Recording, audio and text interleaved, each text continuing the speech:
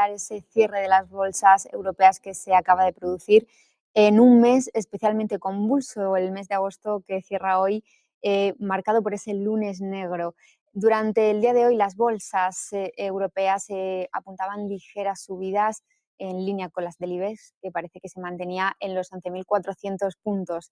El DAX alemán repuntaba en torno a un 0,26 durante la jornada y profundizaba en sus máximos históricos. Una jornada con unos datos muy positivos que hemos conocido hoy de inflación en la eurozona y también en distintos países europeos. Para comentar este cierre de las bolsas europeas, tenemos, como siempre, a los expertos, a los máximos expertos de la materia, en este caso a Gonzalo Cañete, economista jefe de estrategias globales de ATFX. Bienvenido, Gonzalo. ¿Qué tal? Muy buenas tardes, ¿cómo estáis? Bueno, vamos a empezar comentando esos índices europeos que están ahora mismo en positivo, que han cerrado en positivo. Estamos viendo el DAX alemán un 0,07% en positivo, el CAC 40 un 0,02%, el IBEX lo hacían un 0,55%, al igual que la bolsa italiana, un 0,56%.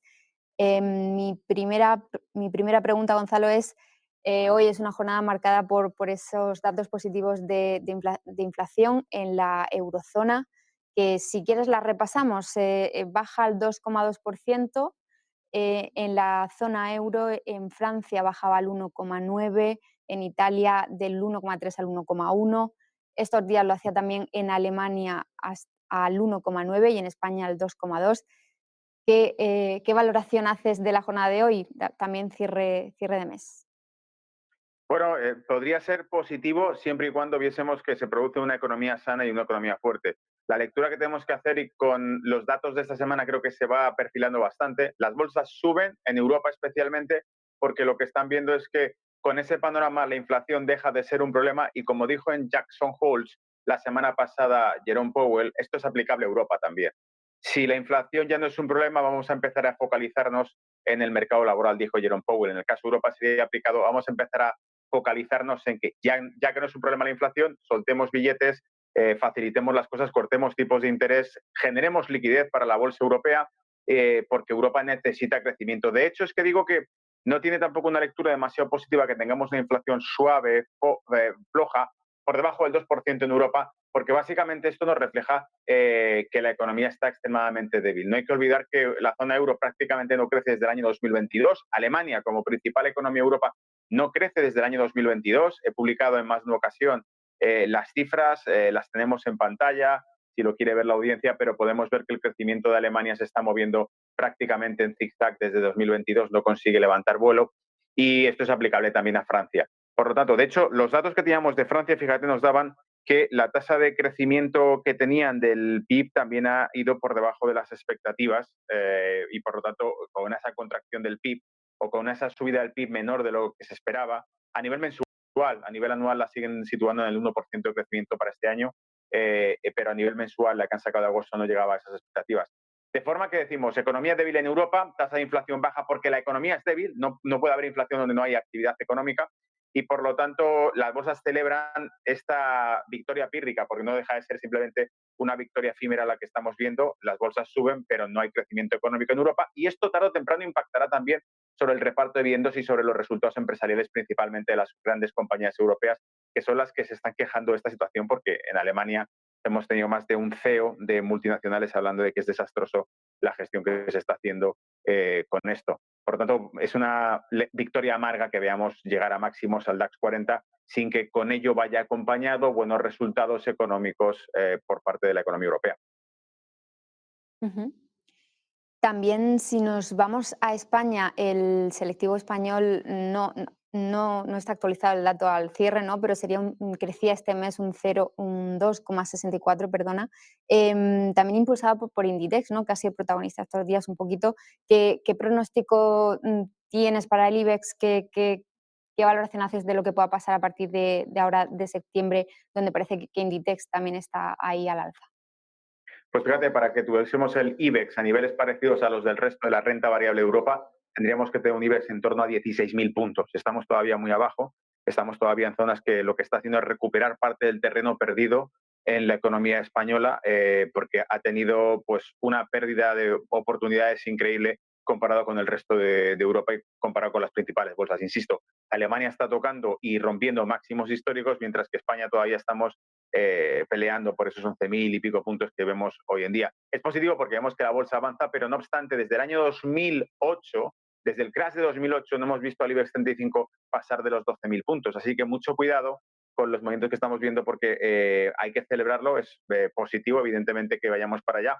La postura del Banco Central Europeo de reducir la presión financiera, los costes financieros, recortando los tipos de interés, debería ser positivo para la evolución de esto, pero será todo un logro que veamos que el IBEX 35 consiga superar los 12.000 puntos, porque, insisto, ya sea en la crisis 2009, 2008-2009, crisis 2012 con crisis de deuda, no hemos visto que el IBEX haya conseguido pasar de esos 12.000 puntos y, por lo tanto, nos acercamos a ese momento clave que podría llegar en pocos días o en una semana o dos, estar justo en esos 12.000 puntos y pelearnos por ver si conseguimos conquistar esos niveles para las bolsas españolas, claro. Voy a pasar ahora al mercado americano porque hoy, como bien sabes, hemos conocido ese dato del PCE muy importante de cara a la baja de tipos de la Fed. ¿Qué opinas de ese dato que conocíamos hoy que se quedaba en el 2,5% que como estaba previsto? Bueno, creo que ha sido neutral. Primero, no genera demasiado impacto, porque como tú has dicho, estaba en línea con lo previsto y por lo tanto no altera demasiado el guión de lo que tenemos ahora, que es básicamente el guión. La película va de que la economía estadounidense se está debilitando, es lo que nos están mostrando los datos. Hemos visto una tasa de paro que pasaba del 3,8 hace unos meses al 4,3 actual. Por lo tanto, como dijo Jerome Powell, el jefe del mayor banco central del mundo, el viernes pasado, la estrategia es fácil. Van a recortar tipos porque les preocupa más el mercado laboral estadounidense que la inflación en estos momentos. Dicho eso, la economía no avanza. ¿Y por qué no avanza? Porque lo que quieren es asegurarse que esto funciona. Por ejemplo, esta semana teníamos al presidente de la Reserva Federal de Atlanta, a Baltic, diciendo precisamente que él lo que no quiere es que recortemos tipos para tener que subirlos de nuevo. Es decir, que de nuevo, una vez más, insisten en que si no ven que los datos lo confirman todo, no habrá movimientos en este sentido. Tienen que ver que la inflación realmente no es un problema, que el mercado laboral realmente se está depreciando, está reduciéndose, está debilitándose, porque la inflación viene básicamente, la core inflation, la inflación subyacente, se asienta en el sector de servicios, y este es principalmente el mercado laboral, que es el que más mano de obra utiliza. Por lo tanto, hasta que no vean que realmente es un problema la tasa de paro, no van a soltar ese tipo de interés. Parece que es así, que se va a cortar los tipos de interés, la bolsa lo celebra, pero no vemos que avancen, primero, porque el sector tecnológico está agotado. Hemos visto que Nvidia ha presentado resultados débiles esta semana. Y segundo, tampoco vemos que avance porque yo temo que probablemente estén esperando al próximo informe de empleo del viernes que viene, los non-farm payrolls, la tasa de paro, para ver si efectivamente la economía estadounidense se está debilitando, como dicen. Porque esta semana, como recordatorio a la audiencia, los datos macro que hemos tenido esta semana nos han dado una tasa de crecimiento para el Q2, el segundo trimestre de Estados Unidos, que se estimaba que fuese del 2,8, lo han pasado al 3% de crecimiento. O sea, la economía estadounidense crece más rápido y más fuerte de lo que se esperaba. Y al mismo tiempo, los jobless claims, que son las peticiones de subsidio, se esperaban en 232.000, han resultado en 231.000, prácticamente lo mismo, pero por debajo de lo esperado. Aquí la cuestión es, vale, para un momento, si la economía estadounidense no se está debilitando y se mantiene fuerte y encima crece al 3% interanual con ese Q2, ¿realmente van a recortar los tipos? La pregunta al millón sería, ¿recortarán 50 puntos básicos con el mercado descuenta? ¿Recortarán 25 puntos básicos? ¿Recortarán en septiembre o quizá lo pospondrán a octubre o noviembre si los datos no acompañan? Por eso, los datos de empleo de la semana que viene serán cruciales para ver si el guión sigue por la película que nos ha contado Jerome Powell de que esto va a ser así.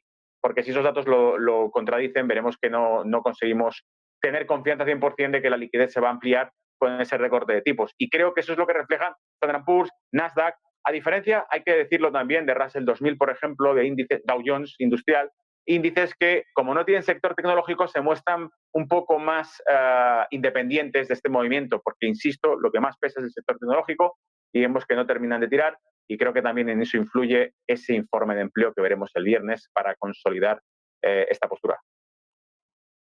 Pues lo contaremos aquí también en Negocios Televisión, esos datos de empleo, los estamos esperando.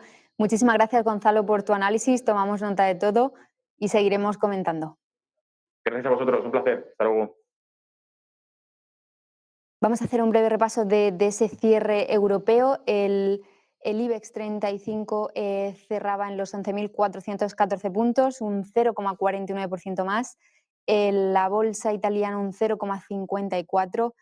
En negativo cerraba el CAC 40 de París un 0,03% menos y el DAX alemán un 0,01% más en positivo. Vamos a hacer una breve pausa de publicidad y seguiremos comentando todos los datos económicos que hemos conocido hoy aquí en Negocios Televisión.